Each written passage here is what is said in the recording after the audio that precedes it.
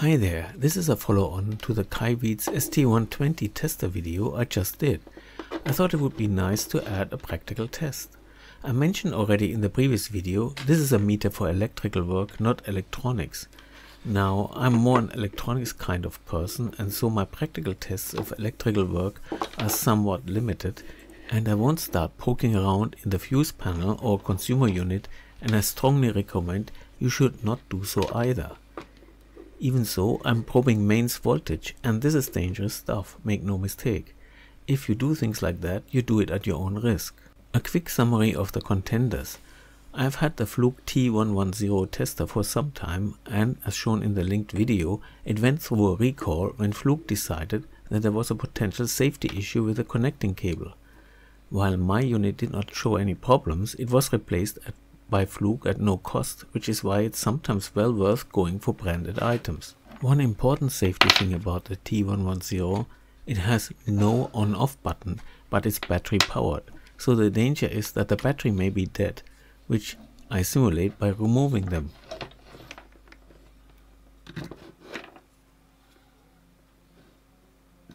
The only thing that now still works is the red warning triangle that comes on when you connect both probes to mains. What you should do before using it is to run a self-test by touching the probes for a few seconds, which then triggers the self-test and all LEDs should light. I skip showing that in the video every time, but you should do it at least once before all measurements where your health may depend on the indicators showing the correct thing.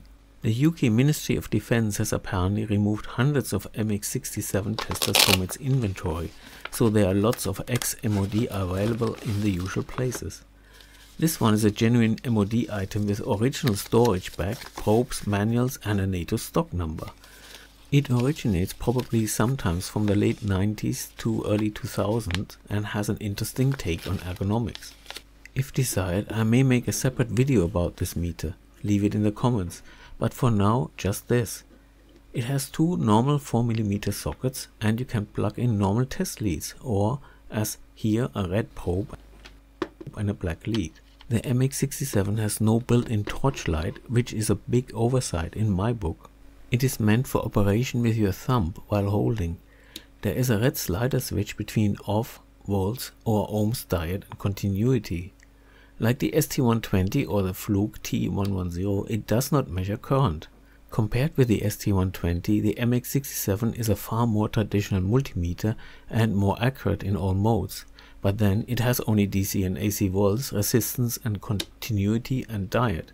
Notably absent is a live phase test, another strange omission given its target usage. This video is a bit UK specific because that's where I live. Standard mains outlets are polarized, like this one, which is meant for on-wall mounting like in a garage. Earth is on top, neutral left and live is right. They have safety shutters and the extra long earth pin opens the shutters and ensures that earth connects first when inserting and last when pulling out. Even fully isolated devices that do not need earth or care about which way around live and neutral are have a plastic earth pin just to open the shutters.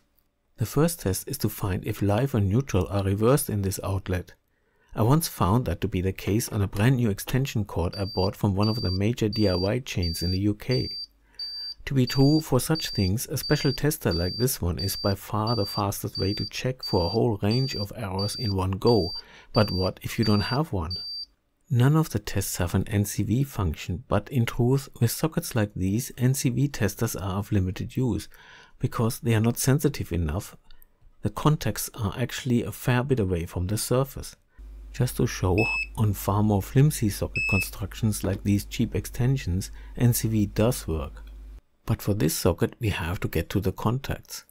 The T110 actually has a gadget on the cord that has a little stub for the purpose of opening the shutters. I find this is so short, it only works well on those flimsy extension sockets. Not surprisingly, if you compare the length of the proper earth pin and that thing. Let's cheat and insert one of those death adapters, as Big Clive calls them, which you often get with mains powered kit from China.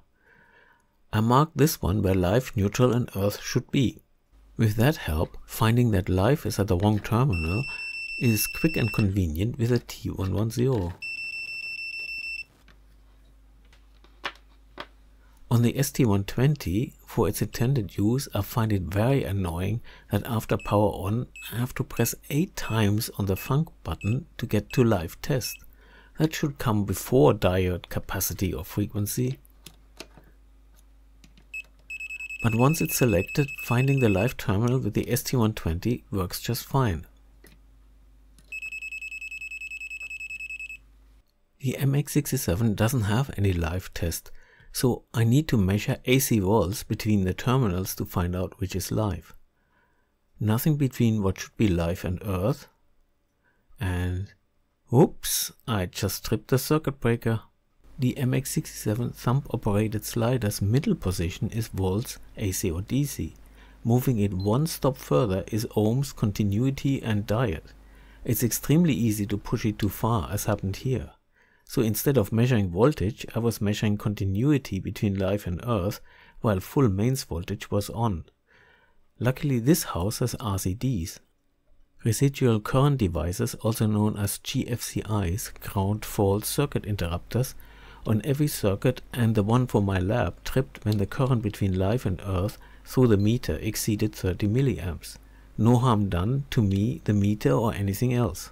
RCDs can save your life, but if you have a real cheap voltage tester, you might have to be careful that it doesn't draw more than 30 milliamps, or it will trip the RCD accidentally when measuring against earth.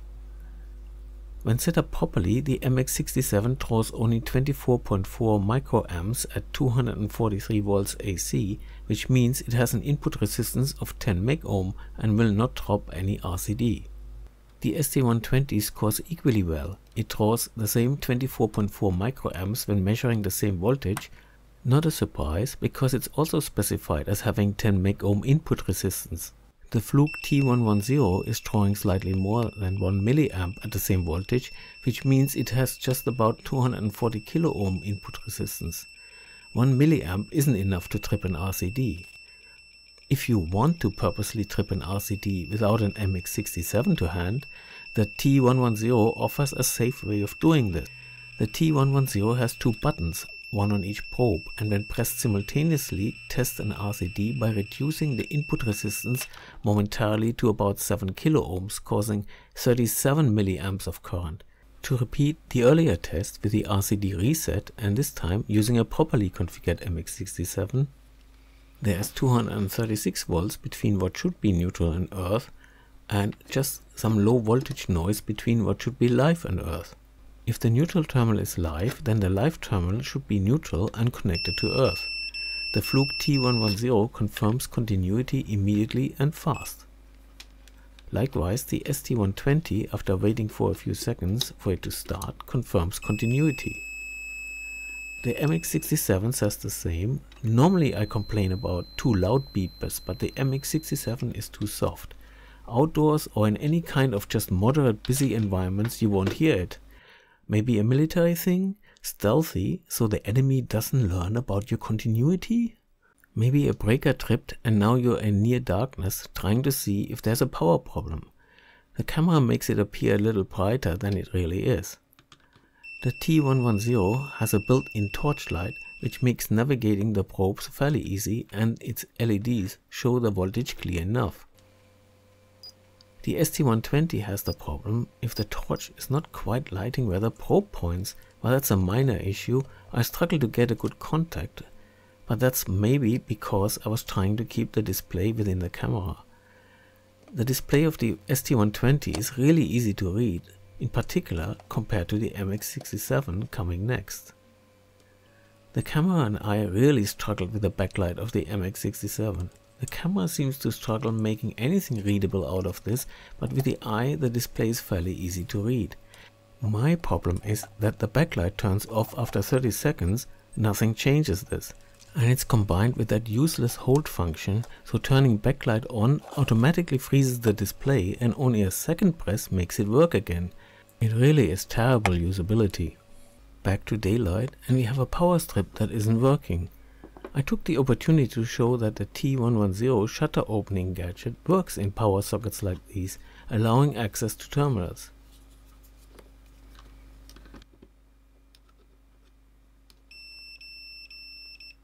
Neutral has continuity while live has not.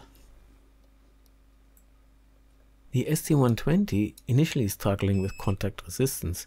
As I said in my review, it needs a better probe for the black lead, but in the end it concurs with the T110 that there is no continuity on live. The MX67 with its very soft beep confirms the same finding. Neutral works, live doesn't. In the UK, this almost certainly points to the fuse, which is in every plug. And sure enough, the T110 makes it easy to confirm that this fuse is blown. The same findings, nearly as quick, from the ST120. And the MX67 is not far behind, provided you hear it. Testing if a replacement fuse is still good is just as easy. T110, ST120, MX67. Continuity has its pitfalls. Testing this light circuit shows no continuity with a T110, which indicates the bulb is blown. The ST120 confirms the same verdict. And so does the MX67. In fact, the bulb is perfectly fine. It's an LED bulb and they can be tested like old-fashioned incandescent bulbs. Last not least, what I call the naughty power supply test. This is a 9.5 volts 2.5 amps power supply and its idle voltage is about 10 volts according to the ST120. I used that red wire because none of the probes was thin enough to get into the barrel. The MX67 confirms the 10 volts DC reading. So far so good. Let's see what the T110 has to say. Okay, 12 volts, given the granularity of its readout, that's fair enough.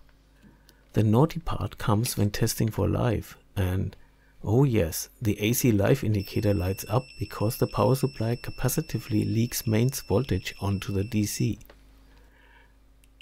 The ST120 in live mode is quite excited too when I touch its probe to the DC barrel plug. It is high voltage but really low current, so quite harmless to touch. You may feel a tingle, but that's it. To use the MX67 or any other multimeter to find out how naughty your power supply is, you need to connect one probe to earth, which I have done here. The MX67 reads close to 86 volts. As long as the capacitors causing this are small and intact, the current is harmless, but it can ruin your measurement or cause hum in your audio applications. The ST120 reads even higher, 99 volts, because the waveform is not exactly sine shaped and the ST120 is a true RMS meter while the MX67 is not. When I buy switch mode power supplies, I always go for medical approved models where this problem is almost non-existent. They may leak 1 volt but not 100 volts. To sum it up, I think all have their pros and cons or shortcomings. For me, the Fluke T110 is the clear winner here. It performs with no fuss, reliable and fast, but you need to do the self-test ritual at least once in a while because you never know what the battery status is. To some degree, higher end models with LCD voltage and resistance readout addresses the battery question but at high prices. At least for me, the sweet spot in the T series was the T110 and I'm still happy with it. The ST120 does better than I expected. Its key annoyance for me is that live test is 8 button presses away. I also struggled way more using it in the dark than with the T110. The other question is long-term durability. Compared to the other two, it seems very flimsy. I have dropped the T110 too many times to remember. The MX67 claims it's made to withstand drops, yet for me the MX67 brings up the rear. It is old and weird. Often that isn't a bad combination, but in this case its user interface caused an almost accident. I now understand why there's a fuse inside its black probe. The only meter I know that has a normal fuse but does not measure current. Apart from that accident-prone slider switch, the 30 seconds backlight is maddening and unnecessarily restrictive, given the very moderate battery consumption. What do you think about these retesters? Please leave it in the comments. If you like my videos, don't forget to subscribe if you have not already, and maybe consider becoming a Patreon. That would really help this channel. The link is in the description. As a Patreon, you always get early access to videos, a blog and other exclusive content. Thanks for watching.